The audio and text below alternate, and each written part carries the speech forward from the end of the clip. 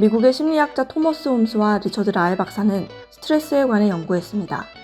스트레스 항목을 보면 1위 배우자 죽음, 2위 이혼, 3위 배우자와의 별거, 7위 결혼, 9위 별거 후 재결합, 12위 임신, 19위 배우자와의 불화 등이 있었습니다.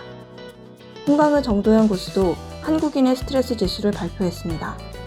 1위 자식 사망, 2위 배우자 사망, 4위 이혼, 6위 배우자의 외도, 7위 별거 후 재결합, 12위 결혼 순이었습니다. 이처럼 우리나라와 외국의 스트레스 유발 요인 공통점은 결혼과 결혼하면 생길 수 있는 일들입니다. 국내외 스트레스 원인에서 알 수 있는 것은 결혼을 안 하면 인생에서 발생할 수 있는 스트레스를 반절 이상 줄일 수 있다는 사실입니다. 고로 가장 나은 방법이자 선제적 방어는 결혼을 안 하는 것입니다. 하지만 누군가와 결혼을 꿈꾸거나 이미 결혼하셨다면 매트 헤이그의 소설 미드나잇 라이브러리에서의 한 구절을 기억하셔야 할 것입니다. 우리는 선택은 할 수 있지만 결과까지 선택할 수는 없으므로. 다음 브런치에서 40만 독자가 읽고 격하게 공감한 글들이 있습니다.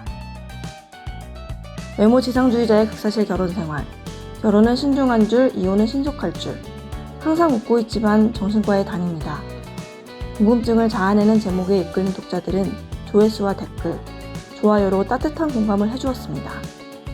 사람들 앞에서는 항상 웃고 있지만 결혼생활, 직장생활에서 얻은 마음의 병을 인정하지 않는 우리들의 모습이기도 합니다.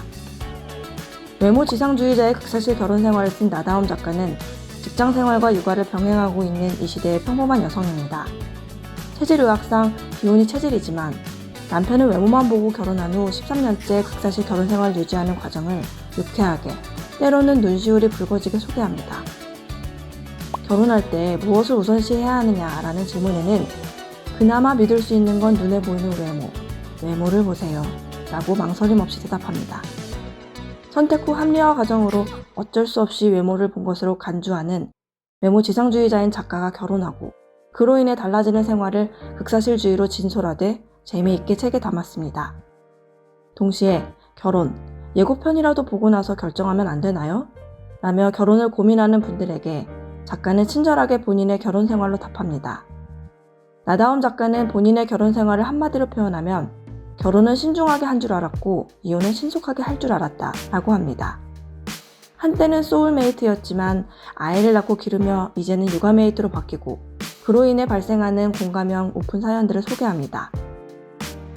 결혼 외에에서는 결혼을 인생 숙제처럼 여기는 분들에게 결혼 전 체크리스트를 공개합니다.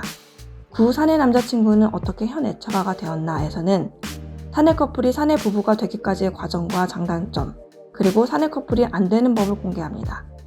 난 당신의 목소리를 기억합니다 후배님에서는 육아휴직을 쓰고 돌아온 워킹맘에게 직장에서 갖는 승진의 의미를 논합니다. 애엄마가 그런 머리를 해도에서는 애엄마로 산다는 것, 그 무게를 견뎌내는 법을 그려냅니다.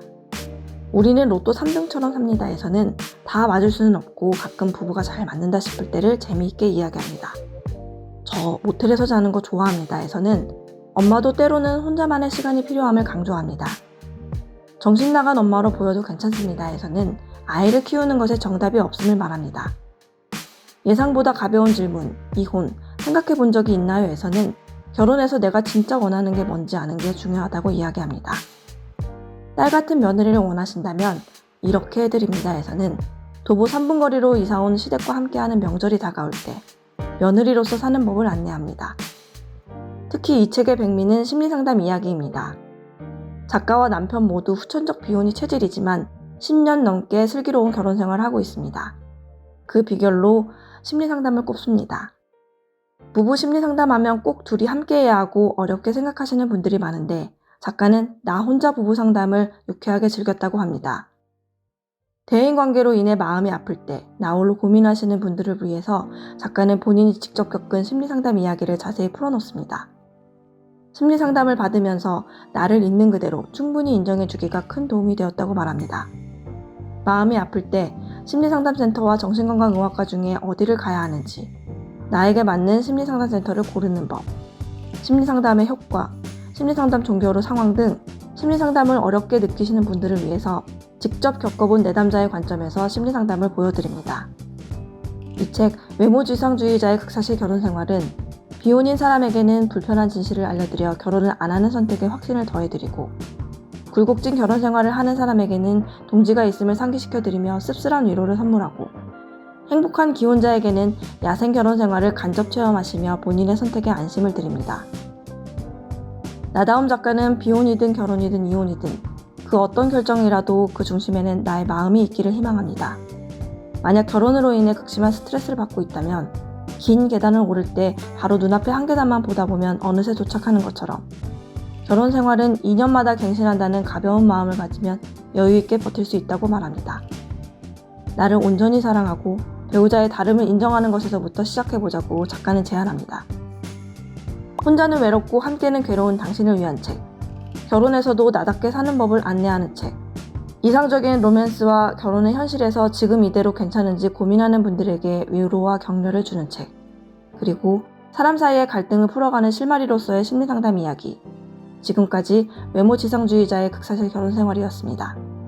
여러분의 행복한 사랑과 즐거운 결혼 생활을 응원합니다. 오늘 영상이 도움이 되셨다면 좋아요와 구독 버튼을 눌러주세요. 감사합니다.